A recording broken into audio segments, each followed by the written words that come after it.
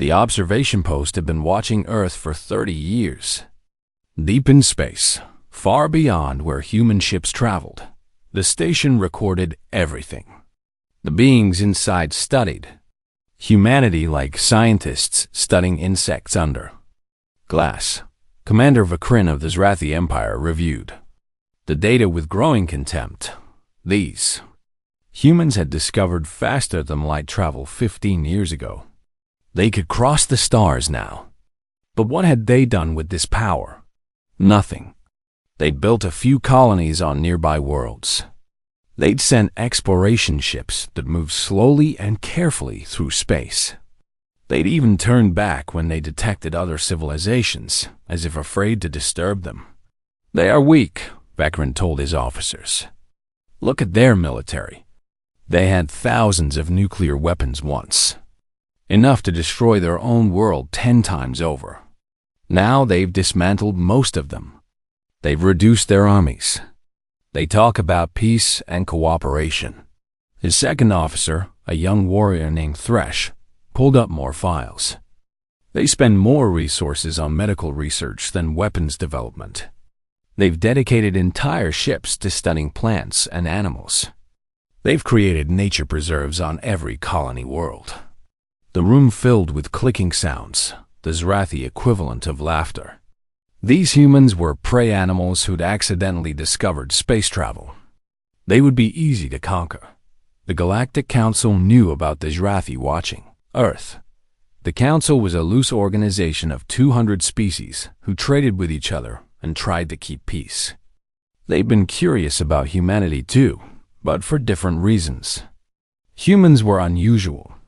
Most species that reached the stars did so because they were naturally peaceful. Humanity had reached the stars despite being naturally violent. Their history was full of wars. Ambassador Elith, a spider-like being from the cooperative worlds, had visited Earth twice. She'd walked through their museums and seen the weapons they'd created. Swords and spears from ancient times. Guns and bombs from recent centuries. Chemical weapons. Biological weapons. Nuclear weapons. Humans had spent thousands of years inventing new ways to kill each other. Then something had changed. After their last great war, humans had stepped back from the edge. They'd chosen a different path. They'd built a united world government. They'd focused on healing their planet instead of harming it. When they reached the stars, they'd done so carefully, respectfully. Elith had warned the Council about the Zrathi interest in Earth. These humans are not what they appear, she'd said. They've chosen peace, but they remember war. We should protect them. The Council had voted against intervention. The Zrathi hadn't attacked yet. They were just watching. And the Council had rules about interfering with species that hadn't officially joined. The first Zrathi raid hit a mining colony called Outpost 7. 300 humans lived there, pulling valuable metals from asteroids. The attack came without warning. Zrathi fighters screamed out of nowhere, firing on the station's defenses. Captain Maria Santos was in the command center when the alarms went off. She'd been a military officer once, back on Earth. She knew what those sensor readings meant. Battle stations, she ordered. Get everyone to the shelters. Send a distress signal to Earth. Power up the defense grid. Outpost 7 had defenses because pirates sometimes operated in deep space. But these defenses were minimal, meant to hold off small threats until help arrived. The Zrathi had brought a full military squadron. The station's guns fired back, but it was like throwing stones at armored vehicles. Zrathi shields absorbed the damage easily. Santos made a decision. Evacuate. Everyone into the transport ships. We're leaving. But Captain, the station, her officer began. The station is metal and machinery. Those are people. Get them out, now. The evacuation was smooth, practiced. Every colony had emergency drills. Within 20 minutes, all 300 colonists were packed into transport ships. running for the edge of the system where they could jump to faster than light speed. Santos stayed behind with a skeleton crew, keeping the defense systems running to buy time. When the last transport vanished into FDL, she ordered her remaining people to abandon ship. They escaped in the final shuttle just before the Zrathi destroyed the command center. The Zrathi commander, Warlord Kresh, studied the wreckage with satisfaction. The humans had run like frightened animals. They'd abandoned valuable equipment and infrastructure without a fight. Perfect. He sent a message back to his superiors. First contact successful. Human defenses minimal. Resistance negligible. Recommend proceeding with conquest plan. When the survivors reached Earth, they told their story to Admiral James Chun. He listened quietly, his face showing no emotion. Chun was 70 years old. He'd been 10 years old during Earth's last major war, old enough to remember the fear and chaos. No casualties?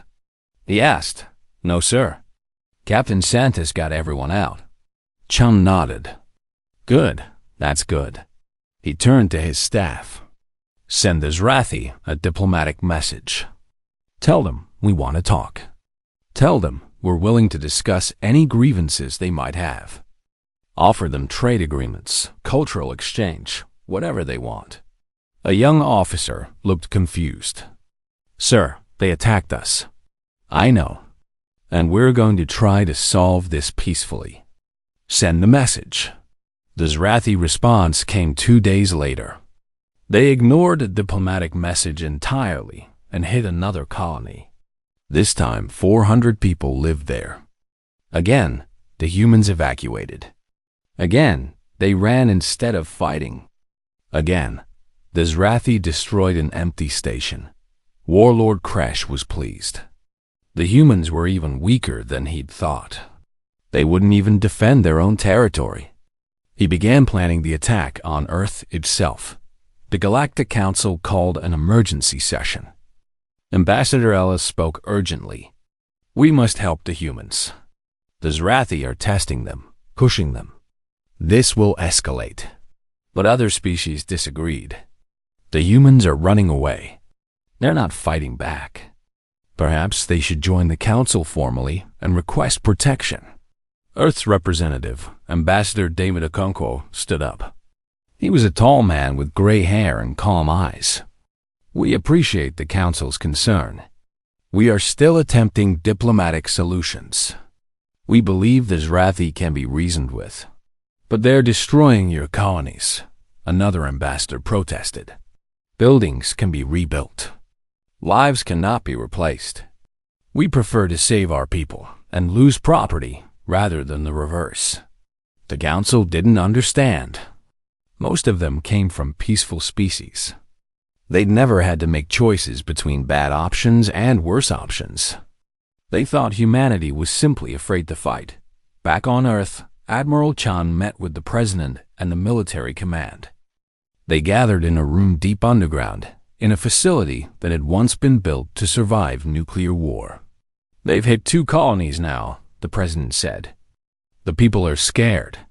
They're asking why we're not defending ourselves. Chun pulled up a holographic display. It showed star maps, fleet positions, resource calculations. Because we're not ready yet. We need to move the civilians out of the border regions. We need to position our ships properly. And we need to be absolutely certain that diplomacy has failed before we take the next step. And if diplomacy does fail? The president asked. Chun's expression didn't change. Then we remind them why we chose peace in the first place. Because we know exactly what war costs. 6 months after the Battle of Haven, the Galactic Council convened for what everyone knew would be a historic session. The chamber was packed. Every species had sent representatives. Some came because they had to. Others came because they were curious. A few came because they were afraid. The topic was simple: humanity's position in the galactic community. Before the war with the Zrathi, humans had been petitioners, asking politely to join. Now they were being offered a permanent seat on the Security Council, the body that made decisions about military matters and conflict resolution. Ambassador Sarah Conkle walked to the central platform. She was David's daughter, taking over his position after he'd retired. She carried the same calm dignity her father had, but also something else. A certain weight in her eyes. She'd been on New Harmony during the massacre. She'd helped pull bodies from the rubble. Members of the Galactic Council, she began. Thank you for this opportunity to address you. I want to talk about Mercy. The chamber was silent. Every translator device was recording, sending her words to billions of beings across hundreds of worlds. My species learned mercy the hard way. We didn't start out peaceful. We started out violent, territorial, aggressive. For thousands of years, we fought each other over land, resources, religion, pride. We invented increasingly terrible ways to kill. We practiced warfare like other species practice art. She paused, letting that sink in. We killed millions of our own kind. We devastated our planet. We came close to destroying ourselves completely, several times. Every human child learns this history. We teach them about the wars, the genocides, the atomic bombs. We don't hide our past. An ambassador from a peaceful species spoke up. Why tell your children such terrible things? Because forgetting is dangerous. We teach them so they understand what happens when mercy fails, when violence becomes normal, when we forget that everyone we fight is someone else's child, parent, friend. We teach them the cost. Sarah continued. After our last great war, something changed. We looked at what we'd done and said, never again. Not because we'd forgotten how to fight. We remembered perfectly, but because we'd finally learned what all that fighting had cost us. She pulled up images on the central display. Earth from space, green and blue and beautiful. Human cities, clean and organized. Farms and forests and oceans. We rebuilt our world. We focused on healing instead of hurting. And when we reached the stars, we hoped we could be better than we'd been. We hoped we could meet you with open hands instead of weapons. The Zrathi tested that hope. They hit our colonies. They killed our people. They murdered 8,000 civilians, including children, and broadcast it as a warning. And we had to make a choice. The display changed, showing the disabled Zrathi ships from the Battle of Haven. We could have destroyed them completely. We had weapons that would have done it in minutes. We chose not to. Even while defending ourselves, even while stopping them, we chose to disable rather than destroy. To capture rather than kill. That's what mercy looks like when you have strength. A reptilian ambassador stood. His species had conquered 3 neighboring systems before joining the council. You speak of mercy, but you still have weapons. Your fleets could destroy any of us. Yes, Sarah agreed simply. We could. That's the point. Mercy means nothing if you have no other choice. True mercy is choosing not to harm when you easily could.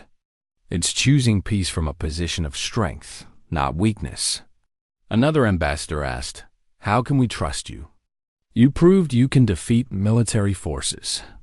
What stops you from conquering us? Sarah looked at her seriously. The same thing that stopped us from conquering ourselves. We learned that strength should serve something bigger than itself. Our power exists to protect, not to dominate. To defend, not to attack. To build peace, not enforce submission. She gestured to the council chamber. We're asking to join you not as conquerors, but as partners. We want to share what we've learned, painful as those lessons were. We want to help maintain peace. And yes, if necessary, we want to help defend against those who threaten it. The Security Council vote took 3 hours. In the end, humanity was granted a permanent seat with only 2 abstentions.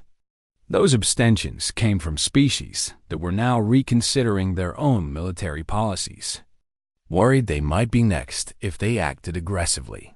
After the vote, Several ambassadors approached Sarah privately. They wanted to discuss defense pacts, military cooperation, technology sharing. Word had spread fast about what human tactics and training could do. But the most interesting conversation came from Warlord Kresh himself. He'd been released after serving 4 months in detention. The tribunal had found him guilty of war crimes, but had sentenced him to public service instead of execution. Part of his sentence was speaking to other militaristic species about what he'd learned.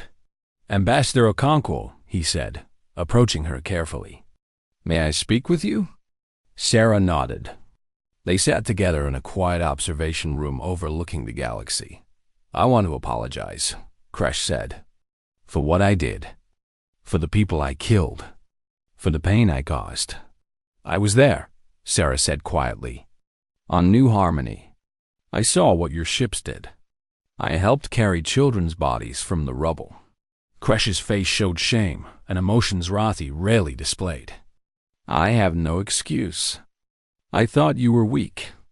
I thought kindness meant cowardice. I was wrong. Yes, you were." They sat in silence for a moment. Then Kresh spoke again. "I've been traveling to other empires, other militaristic species, telling them what happened, warning them not to make my mistake." "What do you tell them?" "I tell them that you humans are the most dangerous species in the galaxy. Not because you're the strongest, though you might be, but because you understand violence completely and choose not to use it unless you must. That makes you unpredictable. That makes you terrifying. Because we never know when you'll decide you must." Sarah considered this. "Is that how we should be seen? As terrifying? Perhaps. But I also tell them something else. I tell them that humans are the first species I've met who could have destroyed us and chose not to. Who could have taken revenge and chose justice instead. Who could have conquered and chose partnership." He looked at her directly. "I tell them that maybe that's what mercy really means. And maybe it's what the galaxy needs." Over the following months, humanity integrated deeper into galactic civilization. They shared their medical technology freely. When a plague hit the cooperative worlds, human doctors arrived within days with treatments. When a famine struck the desert planets, human ships brought food and agricultural experts. But they also established defensive pacts with smaller species, who'd been bullied by larger neighbors.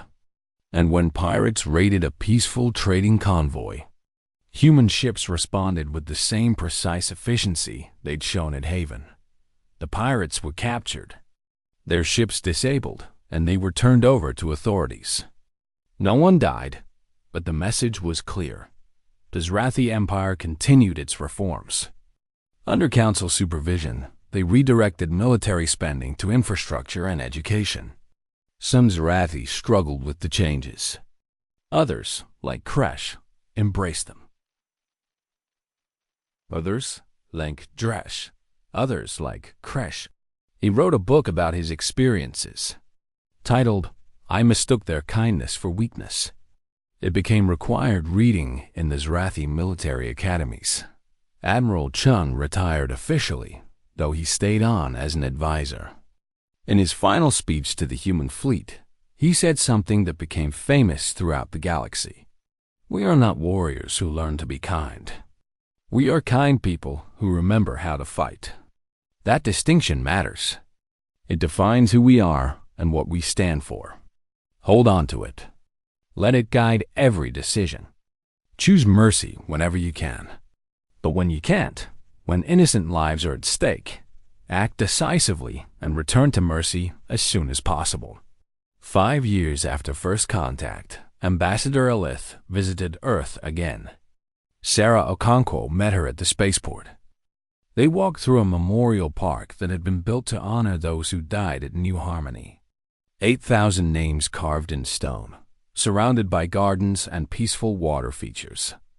"Your people built this to remember," Elith observed. "We always remember," Sarah said. "It's important. We remember the cost of violence. We remember why we chose peace. And we remember that sometimes Protecting peace requires strength. The galaxy is more stable now, Elith said. 3 aggressive empires have scaled back their expansion after seeing what happened to the Zrathi. 24 species have signed mutual defense pacts. The Council has more authority than it's had in centuries. Because they're afraid of us? No, because they trust you. You showed them that strength and compassion can exist together. That's rare. Most species are one or the other.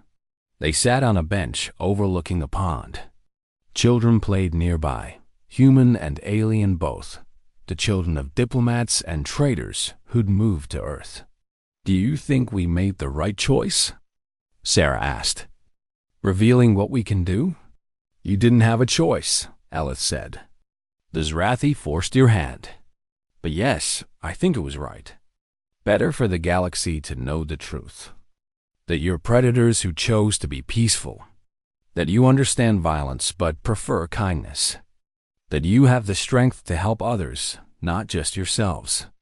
Sarah watched the children playing. We'll keep trying. Keep offering peace first. Keep helping where we can.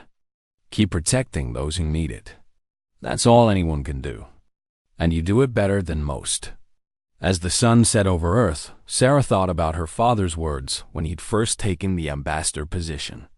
He'd said that humanity's greatest achievement wasn't faster-than-light travel or medical miracles or any technology. It was the choice they'd made to be better than their worst instincts, to build instead of destroy, to help instead of harm. That choice hadn't made them weak. It hadn't made them prey. It had made them something more dangerous and more valuable. Protectors who understood what they were protecting others from. Because they'd learned those lessons in their own blood and tears. The galaxy had mistaken their mercy for weakness. Now they understood the truth.